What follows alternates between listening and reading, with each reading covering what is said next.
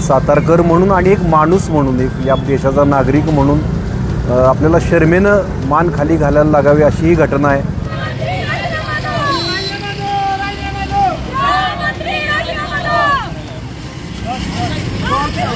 संपदा मुंडेंची ही आत्महत्या नसून ही आमचे सन्माननीय राहुल गांधींनी जे सांगितलं ही संस्थात्मक हत्या आहे।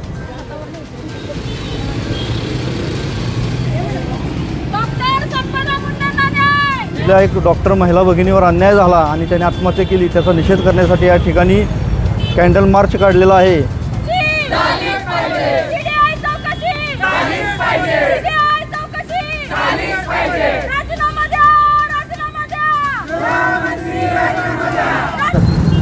डॉक्टर संपदांच्या बाबतीत जो काय प्रकार घडला तो अतिशय निंदनीय आहे आणि मला वाटतं की साताऱ्याला लागलेला हा काळिमा आहे आणि त्याचा निषेध म्हणून युवक काँग्रेसने हा मोर्चा काढलेला आहे। सातारकर म्हणून आणि एक माणूस म्हणून, एक या देशाचा नागरिक म्हणून आपल्याला शर्मेनं मान खाली घालायला लागावी अशी ही घटना आहे। या घटनेचा निषेध तर आहेच, पण या घटनेची सखोल चौकशी व्हावी, निपक्षपातीपणानं चौकशी व्हावी।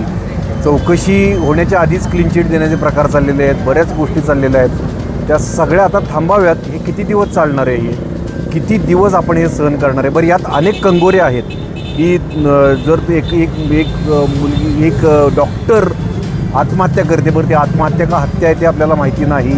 पोस्टमॉर्टमच्या रिपोर्टमध्ये बदल करायला लावले जात आहेत बळजबरीनं, अनेक प्रकरणं समोर येत आहेत। जर आता कसं सामान्य माणसाचं जगणं जर हराम झालं असेल तर आता आपण याविषयी प्रत्येकानं बोलण्याची गरज आहे, प्रत्येकानं व्यक्त होण्याची गरज आहे।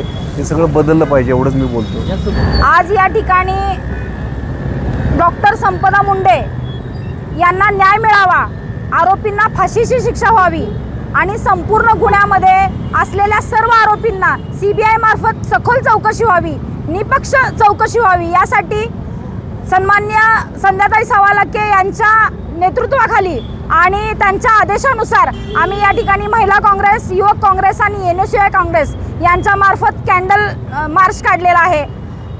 या ठिकाणी संपदा मुंडेंची ही आत्महत्या नसून ही आमचे सन्माननीय राहुल गांधींनी जे सांगितलं ही संस्थात्मक हत्या आहे।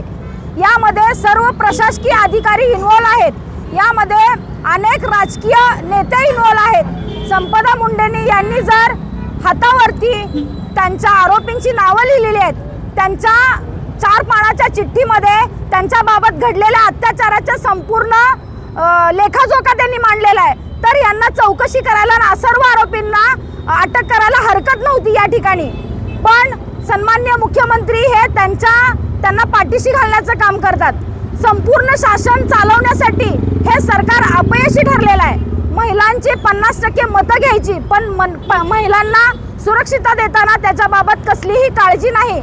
यांना फक्त पैसे कमावणे आणि स्वतःच्या राजकीय गुंडांना वाचवण्याचं काम या ठिकाणी मुख्यमंत्री महोदय आणि गृहमंत्री करत आहेत। या ठिकाणी आम्ही सर्व राज्य शासनाचा निषेध करतो।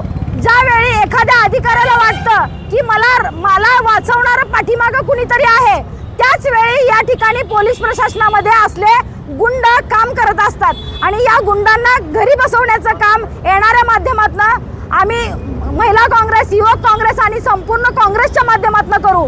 या लोकांना फाशी झाली पाहिजे। संपूर्ण CDR काढून त्यामध्ये जे कोण असतील, ज्यांचा हस्तक्षेप असेल, दबाव तंत्राचा वापर करण्याचं काम या ठिकाणी केलेलं आहे। त्यामुळे त्या सर्वांची चौकशी व्हावी आणि कुणालाही शह न देता निपक्षपातीपणे त्यांना डॉक्टर मुंडेंना, संपदा मुंडेंना न्याय मिळावा या ठिकाणी आम्ही अशी अपेक्षा व्यक्त करतो। राजधानी सातारा या ठिकाणी छत्रपती शिवरायांच्या पुतळ्याजवळ सातारा जिल्हा महिला काँग्रेस कमिटी, NSUI आणि युवक काँग्रेस सातारा जिल्हा यांच्या वतीनं जो आपल्या एक डॉक्टर महिला भगिनीवर अन्याय झाला आणि त्याने आत्महत्या केली, त्याचा निषेध करण्यासाठी या ठिकाणी कॅन्डल मार्च काढलेला आहे। या ठिकाणी आम्ही सर्वजण या गोष्टीचा निषेध व्यक्त करतो आणि कन्याकुमारीपासून काश्मीरपर्यंत कुठल्याही जाती धर्मातील महिला असेल, मुलगी असेल तर ती आमची आई बहीण या नात्यानं आम्ही बघतो महाराष्ट्रीयन माणसं। आणि अशा आमच्या माता भगिनीवर अन्याय झालेला आहे आणि त्याच्यामध्ये प्रशासकीय अधिकारी आणि राजकीयसुद्धा त्याच्यामध्ये सहभाग असलेला सकृतदर्शनी पुरावा दिसतो आहे। त्याची सखोल चौकशी झाली पाहिजे आणि त्यांची केस फास्ट ट्रॅक कोर्टामध्ये चालून त्यांना मृत्यूदंडाची शिक्षा तातडीनं व्हावी आणि अशा नालायक लोकांना दहशत बसली पाहिजे प्रशासकीय मार्गाने, अशी या ठिकाणी आम्ही मागणी करतो. धन्यवाद.